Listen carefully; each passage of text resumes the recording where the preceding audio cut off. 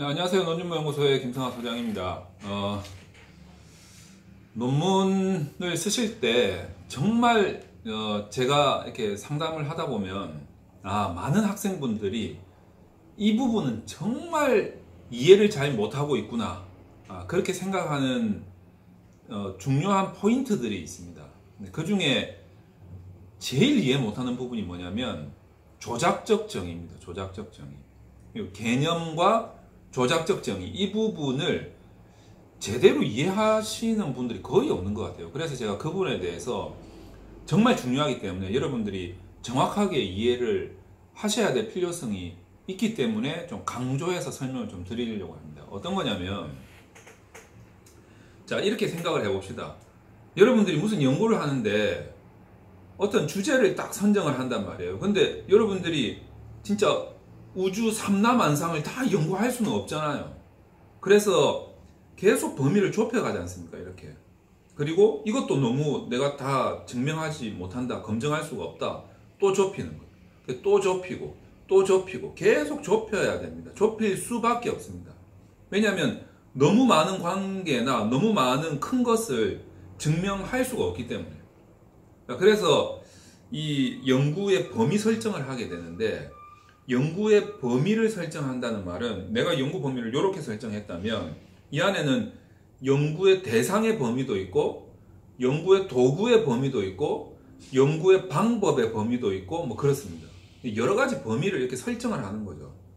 그래서 나는 요 안에 있는 것만 보겠다라는 겁니다. 그래서 이 연구 대상, 설정된 연구 대상, 설정된 도구들의 관계, 그 설정된 분석 방법을 벗어나는, 이렇게 벗어나는 이 부분들에 대해서는 내 연구의 한계로 삼고, 그 부분들에 대해서는 향후 연구에서, 후속 연구에서 해야 될 필요가 있기 때문에 후속 연구의 과제로 던져주는 겁니다. 이제 결론에서 그렇게 주로 많이 써주죠. 그리고 뭐 자연과학에서 실험도 마찬가지입니다. 실험할 때도 내 연구는 딱 요 조건에서 하는 거다라는 거죠. 그래서 실험 조건을 이렇게 구성을 합니다. 그래서 뭐 배양액의 뭐 어떤 그 농도는 이렇게 조건을 하고, 그 다음에 뭐 실험에 대한 온도의 조건은 이렇게 하고, 뭐 또 실험에 대한 뭐 이렇게 뭐 자른다, 뭐 이렇게 쪼갠다라는 게 있으면 그 조건은 이렇게 하고, 그래서 그 조건 한 안에서 실험했을 때 나온 결과, 그러니까 그 조건이 아닌 경우는 내 연구의 한계로 삼게 되고, 그런 연구는 또 후속 연구에서 해야죠. 항상 연구들은 이렇게 연구 범위의 설정, 그 한계에 대한 후속 연구 과제, 이렇게 이루어져 있다는 것을 첫 번째 명심해야 됩니다. 그래서 연구 범위의 설정 문제가 굉장히 중요한데, 연구 범위를 설정하게 되면, 자, 연구 대상이 한정됐잖아요. 연구 도구가 한정됐습니다. 분석하는 방법도 한정되어 있어요. 실험 조건이라든지 이런 게 다 한정되어 있단 말이에요.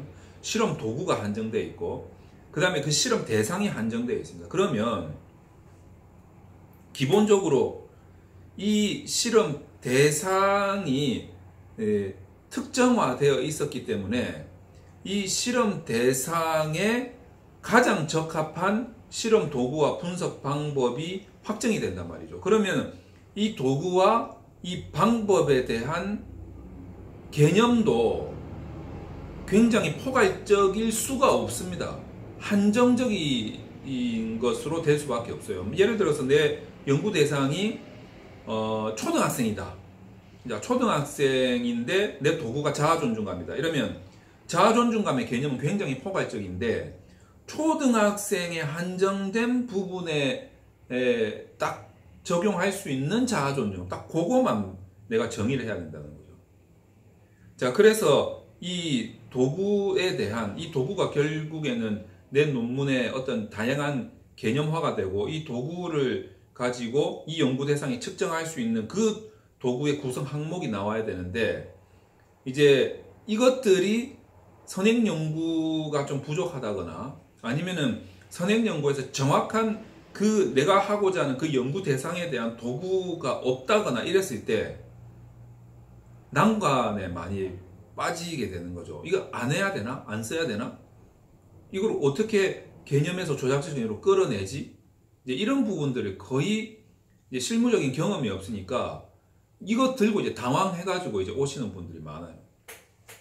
그래서 이 부분을 항상 할 때, 우선 이제 내가 사용하고자 하는 이 도구에 대한 변수의 조작적 정의는 내 연구 대상과 이 도구가 구성하는 그 구성 체계에 맞춰서 조작적 정의를 해야 되고, 그 조작적 정의는 이 도구가 원래 가지고 있는 학술적인 개념의 협의적인 정의여야 된다는 거죠. 다시 말해서 이 단어가 가지고 있는 원래 학술적인 개념이 내가 사용하는 이 도구의 조작적 정의의 개념을 포괄해야 된다는 겁니다. 말이 어렵죠. 그러니까 이게 정말 그 자기가 본인의 논문을 쓰면서 그 아주 발등에 불 떨어진 그 사례를 가지고 본인 논문에 맞게끔 제가 바로 옆에서 설명하면서 막 지도를 하면, 아, 그게 그 소리였구나. 금방 알아듣는데, 지금 이 내용을 일반화 시켜가지고 제가 설명을 하려고 하니까 여러분들이 머릿속에 잘 안 들어올 수는 있습니다. 하지만 이 부분이 연구 논문을 서술해 가는데 가장 중요한 부분입니다. 이게 맞아야 됩니다. 이게 소위 말해서 우리 전문 용어로 아다리가 맞아야 된다는 거죠. 그래서 이런 개념의 문제, 이 개념에 의해서 조작적 정의가 나오고, 이 조작적 정의는 내 연구 대상과 그 구성 체계를 정확하게 설명할 수 있는 정의여야 된다는 거. 그래서 애초에 이 도구를 내가 다른 논문에서 인용해 올 때 내 연구 대상에 맞을 수 있는지를 확인을 해야 되고, 그 도구가 하고 있는 그런 하위 구성 체계들이 이 도구의 원래 학술적인 개념이 포괄하고 있는가, 이런 부분에 대한 레퍼런스가 출처가 맞아 떨어지는가, 이런 부분들까지도 다 확인을 해야 됩니다. 그렇게 하면서 논문을 서술해야 되는데, 여러분들 솔직히 이 동영상을 뭐 보시는 분들 중에 논문을 지도를 하시는 분들도 계시겠지만, 지금 제가 말씀드린 거를 논문을 쓰면서 한 번이라도 생각해 보신 적이 있으십니까? 있으시면 저는 그분은 정말 지도를 잘 하시는 분이라는 생각이 듭니다. 근데 아마 대부분은 지금 제가 말씀드린 게 무슨 말인지조차도 잘 모르시는 분들이 많아요. 제가 이야기를 해보니까 그렇더라고요. 뭐 다른 교수님들이나 학생분들이나 뭐 이야기를 해봐도 변수의 조작적 정의와 어떤 그 내가 구성하는 측정 도구의 구성이라든지 뭐 실험 도구의 구성도 마찬가지입니다. 그리고 그 단어가 가지고 있는 원래 학술적인 개념이 서로 어떤 관계로 이루어져 있고, 거기에서 각각 나오는 출처들의 이 매치되는 부분들이 1대1로 어떻게 매치가 돼야 되는지, 이 부분에 대해서 제가 한참 설명을 하고 있는데 무슨 말인지를 모르고 있는 거예요. 나는 알고 있는 줄 알았어요. 대부분 다 모르시더라고요. 그래서 이게 논문을 쓸 때, 글을 쓸 때, 서술을 할 때 힘들어 하시는구나. 나만 뭐 쉽게 이해가 되고 있어서 나만 그냥 수수 내려가고 있는 건 아닌가, 이런 생각이 많이 들었습니다. 그래서 그 부분에 대해서 정말 중요한 부분인데 좀 심사숙고해서 고민을 해보실 필요가 있습니다. 지금 논준모 연구소의 김성하 소장이 하는 말이 뭔 개소리인가, 이렇게 생각을 하시는 분들이 되게 많으실 텐데 정말 중요한 부분입니다. 그게 없으면 여러분들 논문의 서술은 백날 써도 구조가 맞지가 않습니다. 지금. 이게 구조의 핵심인데 구조가 맞지가 않아요. 그러니까 아마 그렇게 되면 읽는 사람의 입장에서는, 전문적인 사람이 만약에 그 논문을 심사를 한다거나 읽게 되면은 표절의 의심이 되게 많이 들 겁니다. 그런 부분이 아구가 안 맞습니다.